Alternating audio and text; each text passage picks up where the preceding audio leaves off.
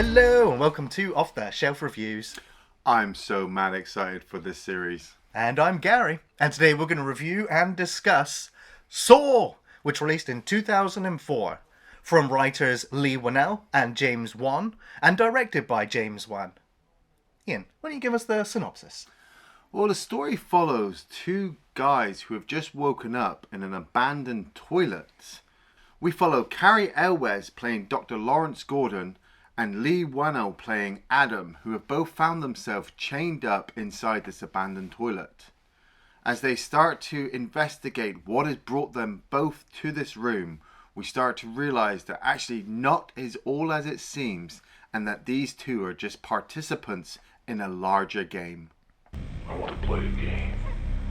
So this film probably doesn't really need that much of an introduction, does it? It's one of, if not the most successful horror franchise of the modern time. I don't know, mate. It's almost 20 years since this came out. Yeah, I know, but it's still going. Yeah, well, yeah. Now, James Wan's name has appeared on a lot of films in the last 20 years. Yeah. The Conjuring universe and so on and so on.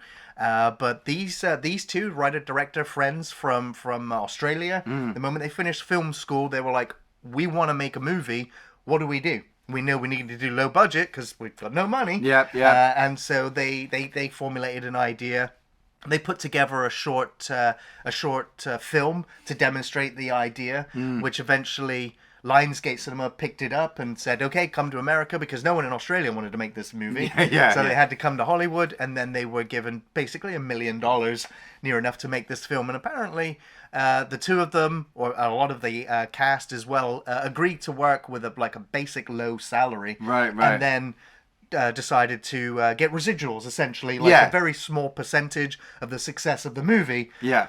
And that gamble sure as hell paid off, because the film, on $1 million budget, made hundreds of millions of dollars, spawned a franchise, sequels, video games, everything. And so they were pretty much set for life, basically taking that gamble. And it kind of worked. And it also shows, because these two filmmakers bring a lot of energy and passion into the horror genre. So I think it's more than earned. Yeah. Especially based on their efforts in this first film, which, was shot in 18 days. The writer, Leigh Whannell, had to actually design Billy the puppet himself in his own room. Nice. They literally, when they wrote the script, I think it was originally going to be in an elevator. Oh, right, yeah. But, they were like, no, we got a bit more money, so we're going to have this one set. Yes. This bathroom set, which is pretty much iconic now with the Saw franchise, with the premise of two people in this room, chained to it, and they've been given these rusty saws to not cut the chains, but their feet. I was like, that premise alone is enough to get you interested in wanting to see this film. Yeah. I remember this film dropped, and people were coming up to me saying, "Oh, Iain, you really like horror movies. You're gonna love this movie. It's got these two guys. They're trapped in this room. They're chained by their feet, and they have to cut their feet off to obviously escape." And immediately, that idea went word of mouth through everybody, and before you knew it, because you're just like, what would I do in that position? That's it. But before you knew it, Saw immediately started to get this kind of torture porn ideology slapped to it, which I agree, but I think it came a year or so later by Saw 2 and 3 point, because at that point we also had Hostel series starting. Yeah, we did, and it was just the idea that audience members didn't want to go see the film because word of mouth was telling you that you were going to see this guy chop his foot off, and so much like Texas Chainsaw Massacre and some other classic horror movies, people didn't want to go see it for that reason, but then people rushed out to see it for the exact same reason. So I didn't actually see the film until it came out of cinema, and then it was on DVD. But I already had my ideas, and I'm not gonna say these ideas now because it will spoil the movie. But there were certain things in the movie where I was like, well, if I was the director, this is what I would do to have it all pay off. But it starts so well, and I hadn't actually seen this film in a long time. I've seen Halloween a lot more than I've seen Saw, and I love Saw, but I never needed to go back and watch it because immediately I've already got the idea and the premise in my head, especially with this first one. We have, this character, Jigsaw, being hunted by the police.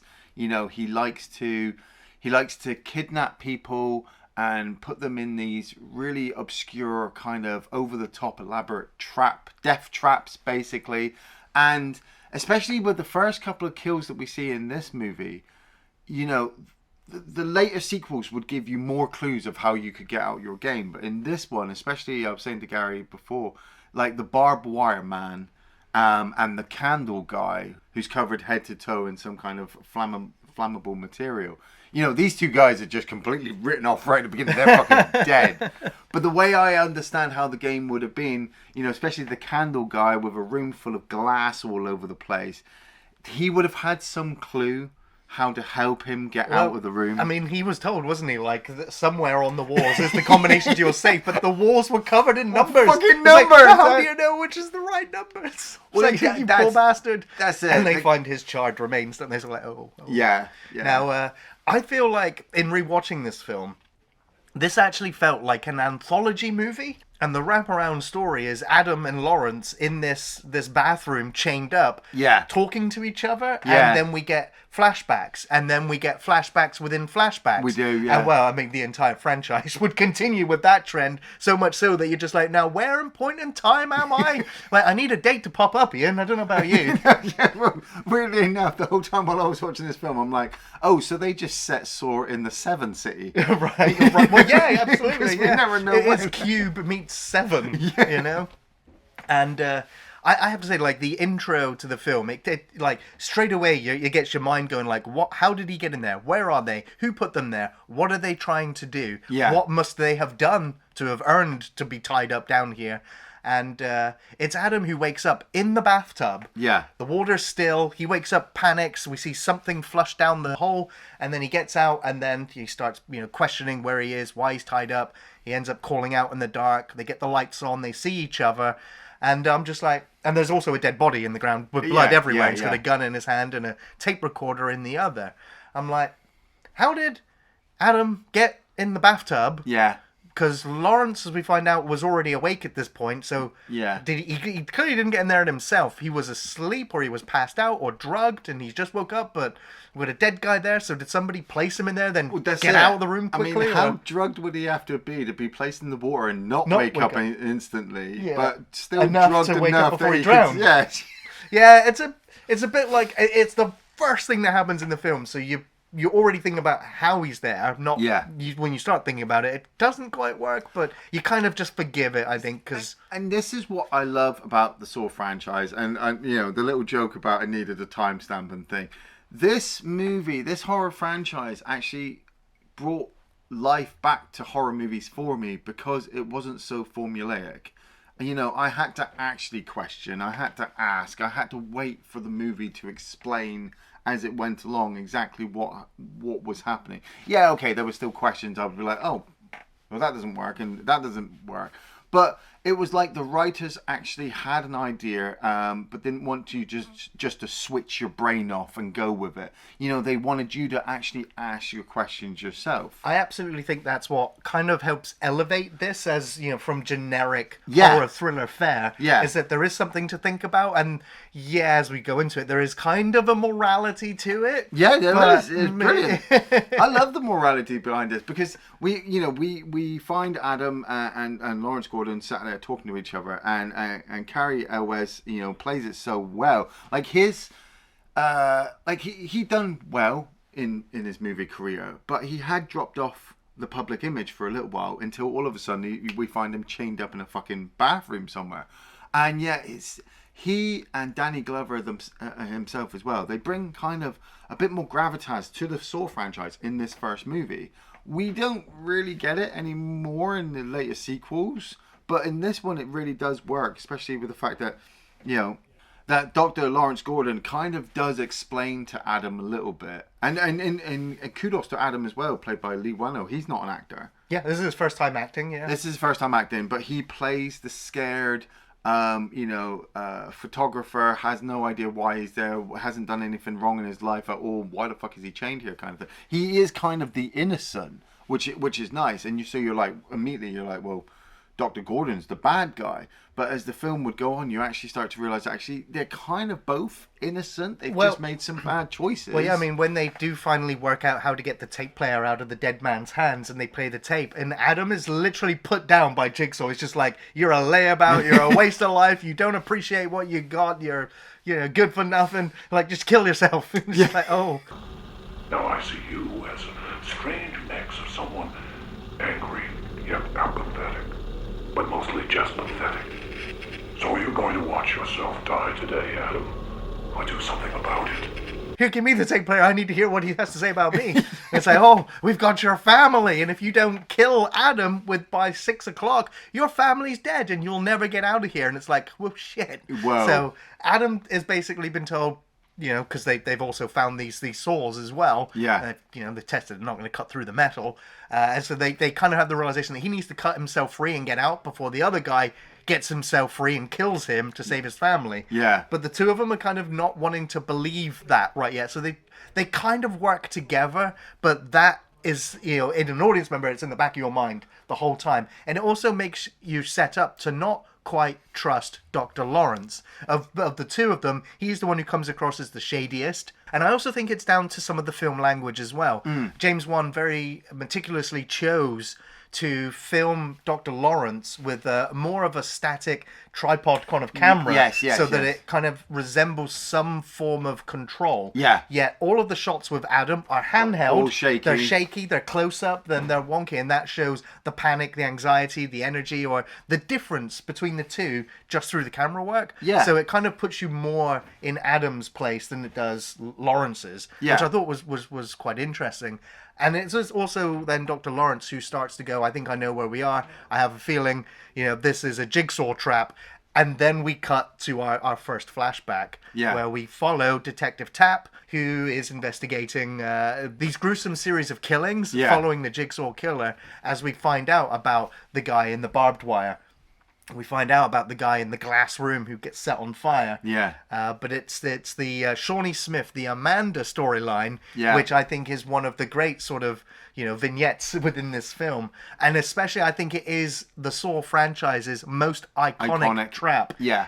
And, bear traps are nothing, new in the horror genre, but a reversed bear trap inside your mouth. Yeah, I was like, now that is awesome. And it looks homemade. Like all of the contraptions, the gears, it doesn't look professional. It looks wonky and like it could fall apart. Yeah. But the whole idea of the timer on it as well, and the fact that the key is hidden, that's the game.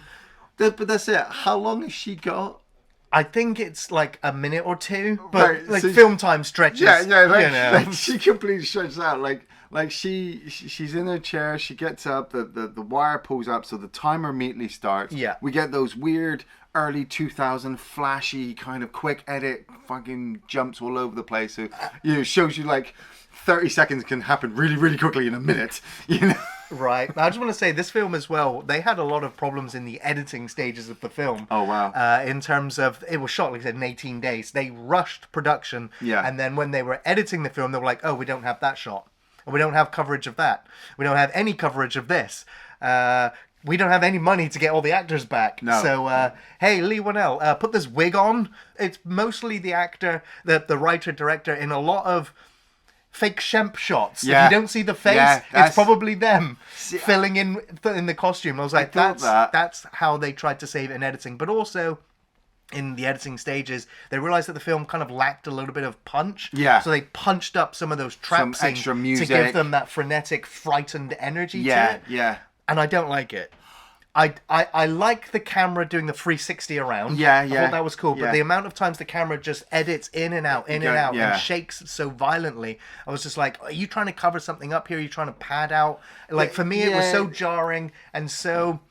I don't know. For me, it literally broke the immersion to the point where I'm like, oh, you're doing a movie thing. Yeah, it honestly felt like padding but then in comparison to when you've got Adam and Dr. Gordon in the bathroom, that can be quite slow. Yeah. So that when you jump away, you want to give your whatever information really, really quickly so that you can get back there so you can keep the pacing and the story going. Yeah. So yeah, I can understand not liking those quick flashing because they can be grating on the eyes, but I can also understand why they had to do it quickly. It is the vibe, or it is kind of like the feel this film sets up. Yeah. So, and it remains consistent, so I can't kind of like, oh, they only did it the once, so yeah. But they did it throughout, so I'm like, it's fine, it's part of the film. Yeah. But what I do want to go back to is Amanda's game is then to get the key out of her cellmate's body, which means she has to use this tool to cut them open. I was like, now, like you said, I love the morality kind of game that Jigsaw was trying to set up. Like, how was that other prisoner's kind of, what was his redemption? What was his game? Oh, wait, that's just murder. Well, I think they tried to explain it later on that he was the drug dealer selling the drugs to Amanda, and so she had to actually take him out to get away from her own addiction because she, spoilers, in Saw 2 they go into a little bit more about her drug addiction. But yeah, I'm exactly the same, where I look at the question mark on that guy's belly and I'm thinking, if she'd been a little bit more concentrating, less panicky, she might have been able to cut into his stomach, because I think the key's in his stomach. Yeah. And I don't know how she was ever going to get that without killing this guy. Unless actually that is her choice. She can either die or he can die. One of them has to die. But Jigsaw doesn't really kill them. Well, I'm sure that drug dealer's really getting a new lease on life. Like, he's really learned from his mistakes. Well, I mean, Congratulations, you are still alive. Most people are so ungrateful to be alive. But not you. Not anymore.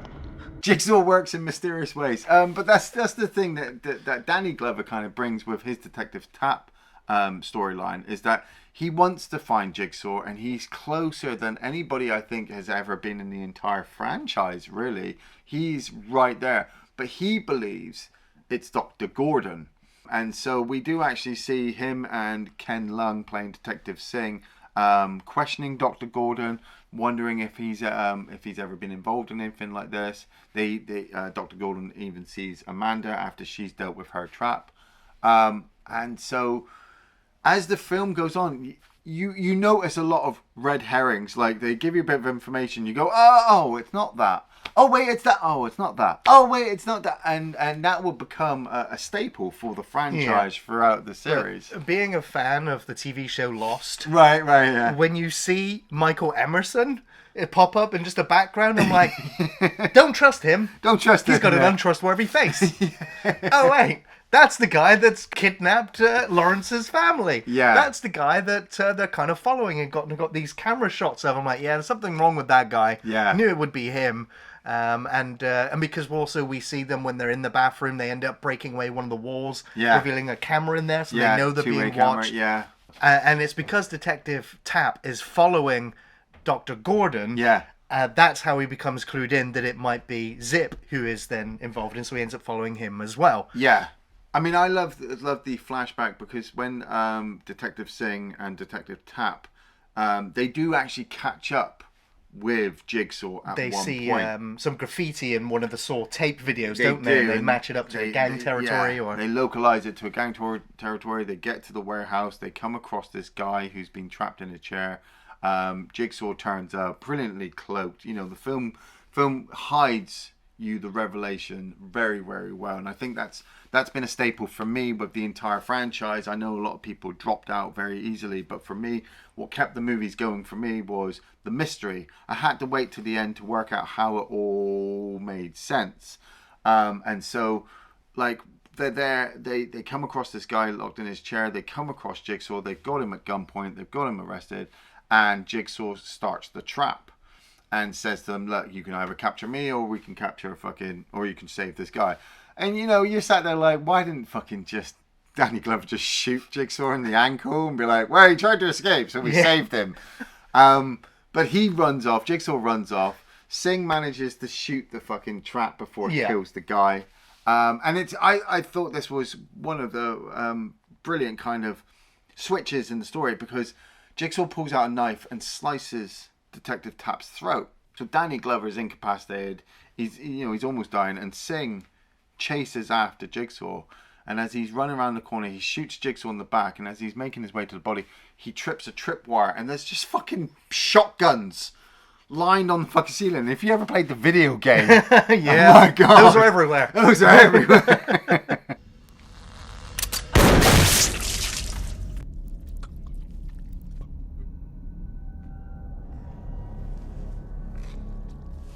Now, it is a great sequence, and obviously we don't see the entire gory mess. Now, No, that's but one of the it's things I enough, realized yeah. is like even like the unrated or director's cut of this film is nowhere near as gory as the rest of the franchise. Yeah, So yeah. it's like, yeah, I don't see why this one would have earned torture porn as a title. I don't think Hostel, like I said, at exactly. the time. I think was it's sent out. much the later ones, but I think this one has been now unfairly categorized in there. Yes, yeah. Despite it not being as overly graphic as you might think. I just want to go back to the sequence when Tap and Singh have got this prisoner, they've uncovered him, and they're like, we're going to get you out of there. And they hear the elevator coming up, and they're like, no, let's put the sheet back on, and let's go and hide and see how this plays out. What kind of stupid idea is that? Like, well, we need to catch him in the act. I'm like, you've already got him prisoner. You're like, you're in his warehouse. Like, I was like, oh God, that was the most stupidest decision you could have made right there. Just shot him as he came with the But elevator. it turns out that he gets fired from law enforcement after this. It Because does. we realize how much time has passed. Like I said, the film plays with time quite a bit. Yeah. And you kind of make these observations when you see him kind of grizzled and muttering to himself almost in insanity. Yeah, as yeah. his room is covered in newspaper It's got to be clippings. at least a couple of years. Exactly, yeah, since his partner died. So that lets you know, like, all of the events that we're seeing in all these, well, they're flashbacks, clearly, all take place before these two have woken up in this bathroom tied to a metal pipe. Yeah, but the pacing of the movie's gone on really quite well because, like, we've got until 6 o'clock for Dr. Gordon to kill Adam. There's a clock in the room that we can follow. We're following Zepp as well, who's observing the two of them in the room, and he's got a timer going on him as well. And so you're just flowing with the movie as it's going towards the end. And when Dr. Gordon actually gets hold of his mobile phone, he has his flashback of how he ended up there and how he got captured. You know, we see the first introductions of the pig person. Same with Adam as well. Adam was like, he was at home. And He was walking developing around. pictures of Lawrence. I love that. Yeah, I love that, using the camera, the flash to try to light up the room. And you realize that actually, yeah, Adam has been following Dr. Gordon. And you believe at first, like I remember the first time I watched it, you believe it could be the wife who set up Adam to follow the doctor because she believes that her husband is having an affair. And he has been. But then we actually find out that the doctor's actually trying to stop the affairs because he feels guilty towards his wife, so he wants that to stop. But the wife hasn't hired Adam. It's actually Detective Tapp who's hired Adam because he believes that the doctor is Jigsaw. And so you're just like, whoa, okay.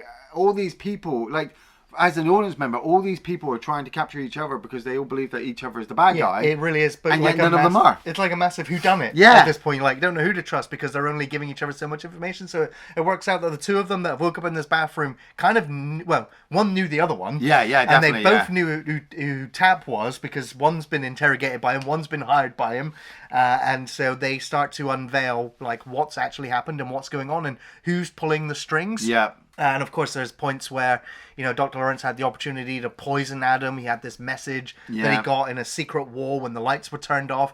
Told him about the poison in the blood. Whereas then he had the wallet moment where, you know, Adam ends up going through the wallet, finding the picture and finding the note. Yeah. And knowing about his family for real because of the Polaroid. So all of that stuff starts to add with the tension and mess with these two characters, whether they can trust or not trust each other, whether they're going to kill or not kill each other. But yeah, there's... the moment where Detective Tapp ends up turning up because he's following who he thinks is the Jigsaw killer, gets to the apartment to find Zip in there holding the family hostage, and they have a bit of a shootout. Yeah. They both go through their entire ammunition and don't hit they don't hit each other at all. No, they're both terrible shots. I'm like, this guy's an ex-detective. Like, clearly he's not been to the firing range in some time. and Dr. Gordon can hear all this over the phone, so he's starting to freak out. Yeah, because he thinks his family's done for here. But yeah, the wife and child managed to get away. That's it. They're racing towards the warehouse where Dr. Gordon and Adam are, and we're also cutting back to Dr. Gordon has actually took upon himself to take one of the saws and cut through his own ankle to try to save his wife. And the crazy thing is, I like watching through the sequence again, it's more Evil Dead 2 than actually like Yeah. any of the other Saw franchises, because you watch him initially start to cut, so you see the prosthetic leg, you see the blood, and then you cut to Cary Elwes' face, and then him holding onto his shirt, you know, grimacing through pain that he's cutting through his own ankle. We've got Adam screaming in the background watching this because he hates blood and doesn't like dead bodies. So just the intensity and the volume of the audio for this sequence can stick with you, and you can see why, you know, audience goers would then leave the cinema telling everybody, "Oh my god, I watched a guy cut his own foot off," and stuff like I was sat there and I was like, "No, doesn't he bash his foot in?" But it turns out that's another movie in the franchise. We'll get to that one. Yeah, I think that's Donnie Wahlberg. Yeah. But Zip turns up and races into the room, and he's just like, "Look, I'm really sorry, but you know, I have to kill you." Yeah, you're too late. It's gone 6. You had like 6-7 hours to do this. Yeah, you know, I have to kill you now because if not, something will happen to me. And Adam, well, he's pulled the gun. Fucking the doctors pulled a gun out and shot Adam, but only shot him in the shoulder. And so then Adam gets the toilet seat lid and just bashes Zep's fucking head in, just fucking kills him. And Dr. Gordon's just like, I'm bleeding to death. Yeah, I'm going to go get some help. I'm going to go get some help. I have to go get her some help. I'll be back. And so he crawls up the corridor. And so as an audience member, you're kind of sat there like, well, hold on a minute. Dr. Gordon's obviously not the bad guy. He's just injured himself to get out of the room. Zep's dead. Adam's still chained up. What's going on? And that's when the body in the middle of the room starts to move. Now, I said this at the start of the review. I figured a great time to bring up now. As an experienced horror fan, watching horror movies for years, I remember people seeing Saw and then coming to me going, 2 guys are locked in a room, you know, one of them's a killer and they've only got a dead body in there. Who's the killer? So I used to go, well, it has to be the dead body. Well, why? Well, because the other 2 guys are fucking chained up. All right. Obviously. For me, in the experience watching TV, if a camera lingers on a character for longer than 3 minutes in a film or TV show, that character has an integral fucking part in the whole story. All those years of watching Columbo and Columbo, Murder, She Wrote, Monk, CSI, Hawaii Five-0. There's an extra that got a close-up that's never been in a previous episode. Exactly. We'll just drop a guy's name for no fucking reason and see if it pays off, you know? Yeah, but it's the whole shock of he's alive. Oh, he yeah, he had a prosthetic on and he wasn't really gunshot dead. But I was like, but why? Why did he lay there for 7 hours?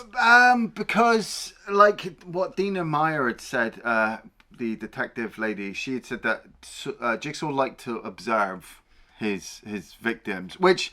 He looked pretty comatose. He looked pretty dead. Yeah. Well, yeah, he had to pretend to be.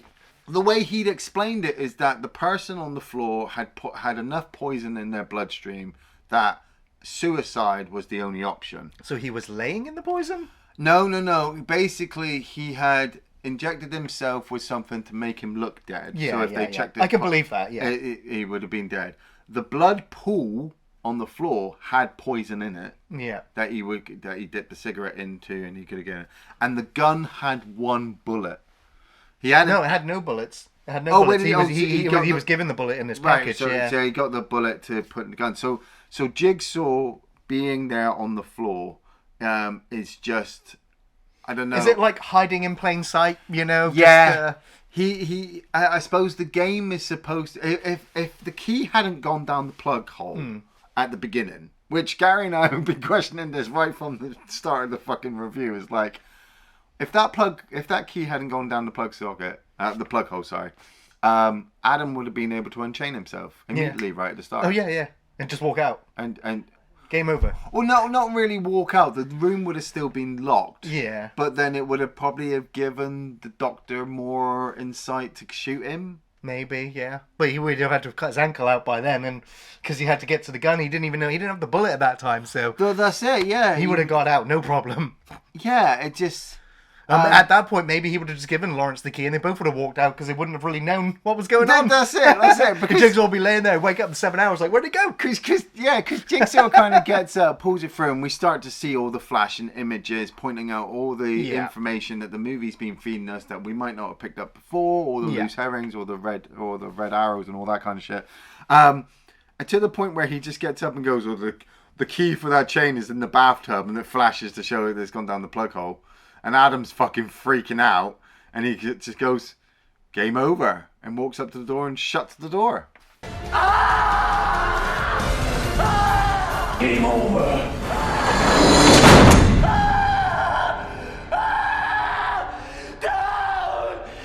And leaves him in the dark. Yeah, the end. The end. It's like, I mean, you're still reeling, like, first time watching the film, still reeling from the twist, the shock ending. So when you hear the screams fading out as the credits start up, you're just like, yeah, you know what, it's kind of a typical horror movie, right? Just the killer survived, the killer survived and got away at the end of the first one, yeah. Yeah. Yeah, it really is quite satisfying. You know, the way that it all comes together, and I think it also really helps that the music in the film has been fairly subdued. Yes. It has an industrial sound to it. It matches the film's visuals very well. Yeah. But it's not memorable in the slightest. Like I couldn't tell you about any of the music for the entire film except this ending when that Saw tune. The Saw tune kicks in. I think it's named after Zip. When that tune kicks in, like, it becomes synonymous now with the entire franchise. So I was like, that score, that bit, and apparently the composer had very little time to even write the music for it, but he nailed it with that theme. Right. The guy who did fucking Aliens has used the same piece of music for like 5 movies. Well, what were your favourite scenes from Saw? I've always really loved the traps. I've always thought the traps are a really great idea. So the barbed wire guy at the beginning, I think, is a great effect. I mean, it's a model body in there, but the idea of them looking at it and saying that he sliced his gut open and stomach's acid to split out and stuff like that is absolutely disgusting. The burnt corpse with the glass in the room and the numbers, you know, it just always just made me wonder, like, exactly why they had to be put in there. What was their crime they had to put into this trap, and how to get back out and things like that. Cary Elwes and Leigh Whannell with their sequences in the room are just really iconic, especially for setting up the entirety of the Saw franchise. You know, the finding of the tapes and playing them against each other, you know, listening to the information. Like that little part where he's just like, look, throw me your tape. And he doesn't want to, but he's like, look, I'm not throwing you the tape recorder because I might damage it. So they have to listen to each other's information. You know, the flashbacks, I think, just are brilliant, especially the whole sequence where Danny Glover and his partner chase after Jigsaw. You almost getting the killer, and then blam, fucking double-barreled shotguns to the head. And just the last revelation, you know, it's a staple for the Saw franchise that, you know, you've sat through an hour and a half of the movie, and now the movie's just going to fill you in on all the information that you didn't pick up, and here's the explanation why, and why Jigsaw has done what he's done, and then closes the door, and the guy's still screaming, and you're like, I need the second movie to fucking explain more.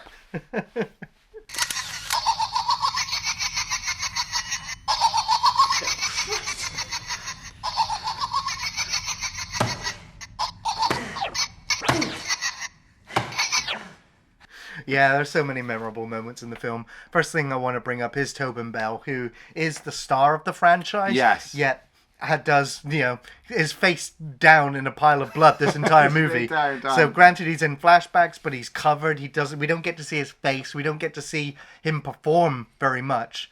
But what I do have to give him credit for is that is not a dummy at any point laying down in the blood in that bathroom. Wow, really? Tobin Bell spent day in, day out during filming laying there because true professional. He wanted to be in that room, in that role. So I'm like, that's awesome.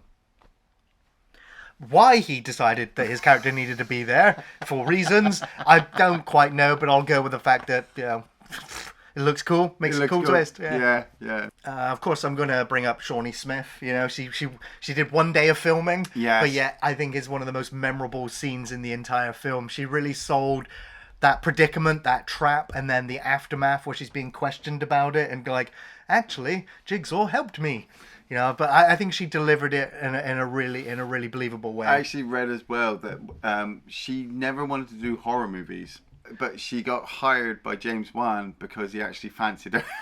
Well, yeah, he had a crush on her when he was in school. So when the casting agent asked him who should they go for, he had as a joke said, "Oh, get Shawnee," and then they did, and he's like, "Oh." Okay, what do I do? That's brilliant bit of casting. Yeah, she really worked in it, and of course, who would have known it actually set her up for like a bigger role in the franchise. So. Yeah. You better hurry up. Live or die. Make your choice. Of course, you mentioned the traps. I'm going to mention the traps again. The barbed wire trap, it's memorable because of the predicament. The guy in the glass room, it's memorable because of the predicament. You constantly feel like with escape room type scenarios, like what would you do? How would you survive? Could you survive? So that whole kind of setup is kind of part of the audience participation in playing the game. Yeah, you know, yeah. It's gruesome and horrible, and your imagination does most of the work. Yeah, Detective Singh walking across that tripwire, like we see it set up, you know it's going to come, and then boom. Boom. And then, of course, seeing Jigsaw get up at the end of the corridor and stumble off, you're just like, ah. Yeah. This is not our favourite scene. As a matter of fact, I think it's the most awful scene in the entire film, but it's certainly memorable, and that is the car chase. Oh, yeah. Now, you might realise that there are no exterior shots in the entire film. No, Actually, no, not. there's one or two with a car pulling up outside a building, maybe twice. Yeah. But they couldn't afford exterior shots because of lighting and sound and all that stuff, so they just kept it all internal. So in order to achieve this effect, they both got one car at a time into a garage, all the lights off, put some lights on, got some smoke machines on, and then shook the car a bunch, and then sped up the footage. So the cars aren't going anywhere. No, I didn't think so. So I was like, yeah, okay, I like the old school kind of no budget mentality to make it, but the way it's edited, it's so jarring and awful. Yeah. It's like, it's just another one of those things like the edits of the other trap But like scenes. you said, It's like, oof. any exterior shots would try to cement the location of where we are, and True. this movie has kept the Seven mystery of the city for so long. Yeah, You've got to keep it going. But, it was just so, that chase scene, if you call it that. I also have to say, I really like Cary Elwes, but his acting in this film, like sometimes he's giving a solid performance, and then sometimes he's hamming it up to the highest heavens. And then the scene where he's on the phone to his wife and he's sobbing and crying and laying on the floor, and just like, man, like you are overacting the hell out of this. Like it's fine, but man, it's so jarring. He doesn't like Princess Bride anyway. I really like Cary Elwes, but his performance in this was like, considering Leigh Whannell is a first-time actor, I think he is. like does an incredible job. He does an incredible job, and it actually makes Cary Elwes like look bad in places. Kind of, yeah. Ian, do you recommend Saw? I do recommend Saw. I think it's just a brilliant start for a franchise, and if they'd never made any more sequels after this movie, I think the movie would have stood out just on its own. The fact that the idea behind Jigsaw is just so refreshing. You know, he's not a killer, he's not a murderer, he's not a psychopath, he's not any of these things that we're so used to. What he is, though, is he's a guy with some society problems who takes said problems and puts it in a weird trap and then says, escape or die. And so then it's really down to you. Really? So, yes, I definitely recommend Saw 1. Yes, I'm also going to be recommending Saw. It's an instant classic with a great premise, tight direction, memorable scenes, and a surprise twist, and the start of one of horror's most successful film franchises. The film has a great pace, and it gets right to the central premise or puzzle while building the mystery as the gruesome traps keep you shocked and invested. Cary Elwes gave a decent performance, and Leigh Whannell was rather convincing as actor and filmmaker, worth watching future projects for. You know, great start for both him and director James Wan in creating a modern-day horror icon, the Jigsaw puppet. The film has, clearly, some budget issues. Most notable was the lack of exterior shots, some comical editing, and some action scenes, but you'd hardly believe it was all under $1 million budget, as the sets and the cinematography worked really well. I didn't particularly like some of the flashing quick edits during the traps, as I felt it was overdone. You know, it was too jarring and distracting, but it suited the film okay. The score was also okay, but its final theme, the instantly recognizable Saw theme by Charlie Clouser, is fantastic. It works really, really well. So yeah, it's not as gory as I remember. It holds up really well, and it's a must-watch for horror fans. It's great, well-done horror that achieved so much with so little. Live or die, make your choice. Thanks for watching Off the Shelf Reviews.